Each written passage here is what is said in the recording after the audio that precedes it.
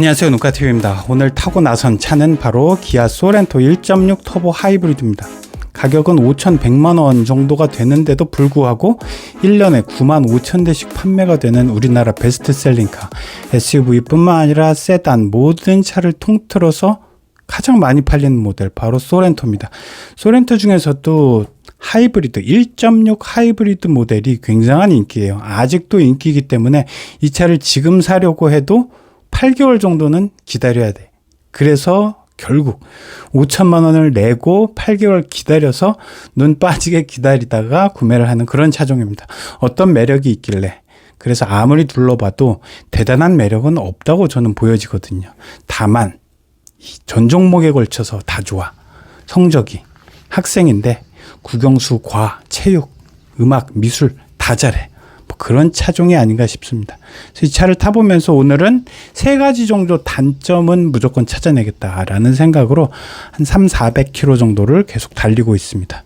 디자인만 보시면은 굉장히 무난해요. 디자인부터가 약간 남성적이면서도 한편으로는 약간 젊어 보이도록 윗 각도 싹 깎아놓고, 뒷면도 별거 아닌 것 같지만 이 트렁크 버튼이 왜 맨 아래가 있어요.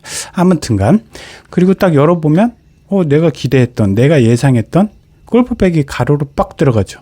가로로 들어가고도 오른쪽에 한 5cm 이상이 남아버려요. 전폭에서도 큰 차가 아님에도 불구하고 딱 넉넉하게 전폭에서도 여유를 보여주고 있고요. 밑바닥에는 지금 아무것도 없는 5인승 차량입니다. 앞에 1열에 2좌석, 뒤쪽에 3좌석짜리. 그러니까 이런 좌석은 어떤 케이스에 맞냐 하면 아이를 데리고 이제 같이 타야 된다. 그럴 경우 옆에 카시트를 놓는다거나, 이럴 경우 독립 시트 둘둘둘 이렇게 6인승을 하지 않고, 또는 둘둘셋 해서 7인승 이런 걸 하지 않고 3, 4 식구가 편안하게 탈 수 있는 5인승이라고 보시면 되겠습니다. 실내 한번 들어가 보면 이 투톤 이것도 마찬가지예요. 이게 흠잡을 데가 없는 게 생짜 플라스틱이 들어간 것도 아니고 재질도 적당하게 괜찮으면서 밑바닥도 플랫하게 해서 밑에 어떤 센터 터널이나 이런 부분도 없어요.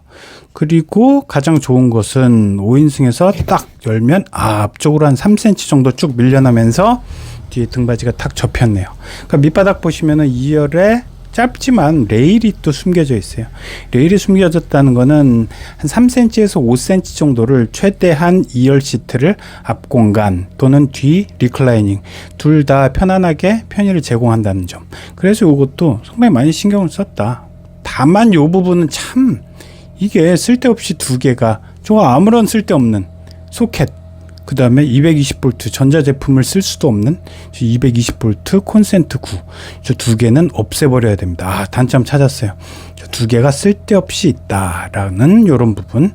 그리고 USB 타입 이런 것들이, C 타입 이런 것들이 다 구멍이 앞에 많기 때문에 그런 쪽으로 사용을 하면 되고, 아무튼 그렇게 하고 1.6 터보 하이브리드의 좀 연비 15.3, 도심에서는 15.8, 고속도로에서는 14.7 이렇게 되니까 실주행에서 한 16, 17km/L는 아주 충분하게 나오죠.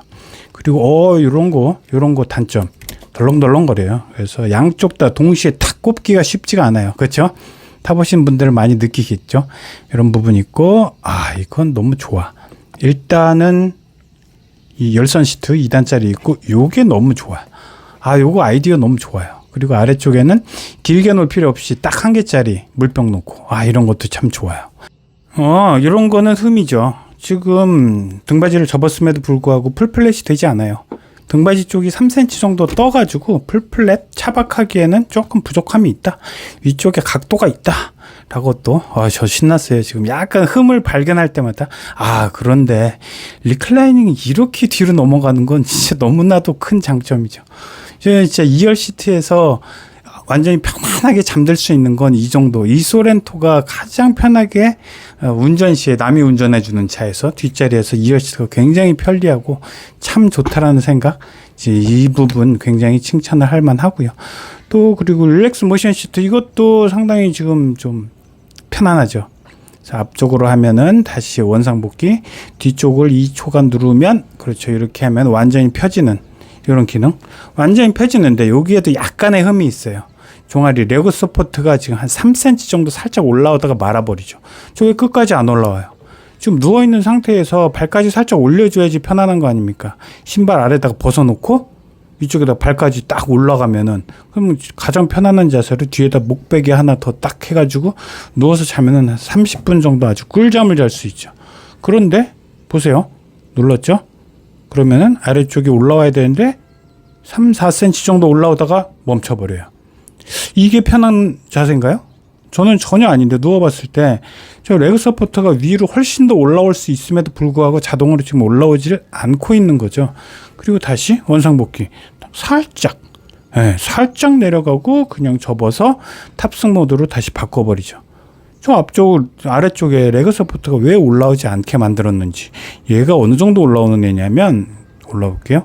이 정도까지 이거 완전히 편해 보이잖아요. 진짜 이런 상태 이렇게 만들어 놓고 하나 딱 눌러 놓으면은 쭉 가죠.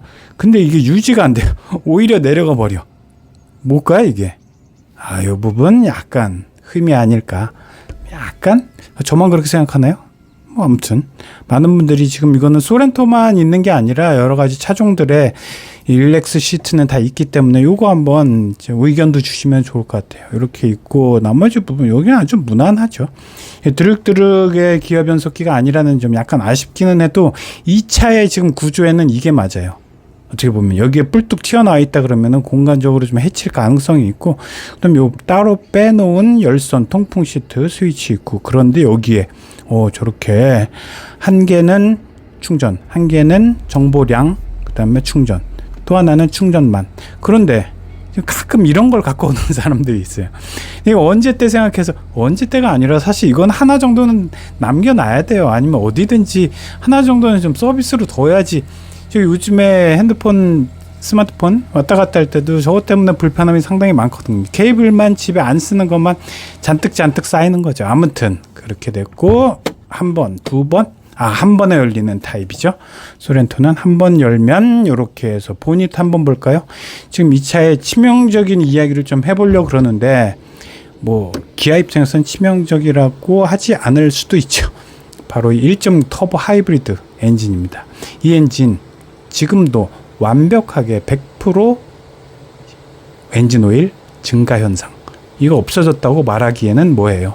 다만 방식을 좀 바꿔서 엔진 오일이 늘어나는 산유국이 됐다라고 이런 비아냥하는 이런 이야기 완전히 없애버리기 위해서 무언가 노력은 계속 하고 있는데, 아무튼 아직까지는 완벽하게 없어지진 않았어요. 다만 이런 부분은 좋네요. 인슐레이션이 옛날에는 부직포 스타일로 헝겊 스타일로 돼 있었잖아요. 지금은 말랑말랑 젤리식으로 돼 있어서 충분하게 소음, 진동 이런 것들을 막아주면서도 때가 안 탄다는 거. 카메라도 곳곳에 잘 장착을 해서 에이다스 기능 잘 작동하도록 만들었고, 제일 중요한 건 1.6 터보 하이브리드, 이거 엔진 오일 증가하는 거 과연 지금 완벽하게 없어졌나? 사실 이 부분이 가장 중요하죠. 이 방식이 저렇게 된 거죠. 지금 한번 쭉 달려보면 이제 알 수 있듯이 힘을 한 30% 빼놨어요. 지금 과거부터 지금까지 쭉 올라오면서 245마력 합계 에너지 총 245마력이라고는 하지만 사실 이게 과거보다는 힘이 많이 약해졌음을 느껴요. 과거에 사실 기아 K8 이게 처음 나왔을 때 1.0 터보 하이브리드가 현대차 그룹에서 만들어서 첫 번째로 적용을 했던 모델이거든요. 그 모델 혹시 기억나시는 분 또는 지금 타시는 분들 있으신지는 모르겠지만 이 전기 모터의 힘이 엄청나게 날카로웠어요. 밟으면 지금 전기차처럼 나갔던 그런 느낌을 줬었는데, 지금은 풀악셀 아무리 봐도 지금 여기 시속 120km 제한 도로, 새로 생긴 도로인데, 이 도로 혹시 타본 적 있어요? 이게 뭐 천안에서 포천까지 이어지는, 아무튼 이 경부고속도로 곁으로 해서 곁가지처럼 나온 새로운 도로인데, 새로 제한 속도 120km까지. 그래서 여기서 한번 풀악셀을 제가 몇 번 밟고 있거든요. 지금 풀악셀을 밟아 보면 이게 느껴지는 게 뭐야? 약간 두려움도 설레임도 없어요. 그냥 나가는 거예요. 쓱하니 속도를 높이는. 뭐 물론 속도는 뭐 100km 중후반대까지 쭉 올라가기는 해요. 근데 시간이 한참 걸리는 거죠. 이건 뭘 말하느냐? 바로 전기 모터의 힘을 빼놓고, 그래서 1.6 터보 엔진과 전기 모터의 어떤 힘차 또는 속도차를 무난하게 없애버리기 위해서 지금 전기 모터의 힘을 오히려 빼놨다. 대신 장점은 또 있어요. 쭉 가다 보시면 다들 느껴보시는 거겠지만, 시속한 중고속 여기까지 돌려도 EV 모드로 지가 스스로 바뀌기도 해요. 그러니까 얇고 길게 갈 수 있도록 EV 모드로 바꿔놓은 거죠. 전기 모터도 마찬가지고. 그리고 엔진은 최대한 무리한 확 속도 차가 나는데 냉간시에 확 갑자기 동력의 바통을 이어받는 게 아니라 무난하게 동력의 힘을 이어받아 가지고 충격이 없도록. 이게 사실 그동안에 엔진 오일이 자꾸 빠져나갔다는 거는 실린더 벽에 스크래치가 갔다는 거거든요. 냉간, 아직 열이 달아오르지 않은 상태에서 갑자기 전기 모터만으로 훅 급가속을 해놓은 상태에서 전기 모터가 갑자기 엔진한테 바통을 확 이어져 버려. 야, 이제 네가 달려. 그런데 아직 엔진은 준비가 안 된 상태.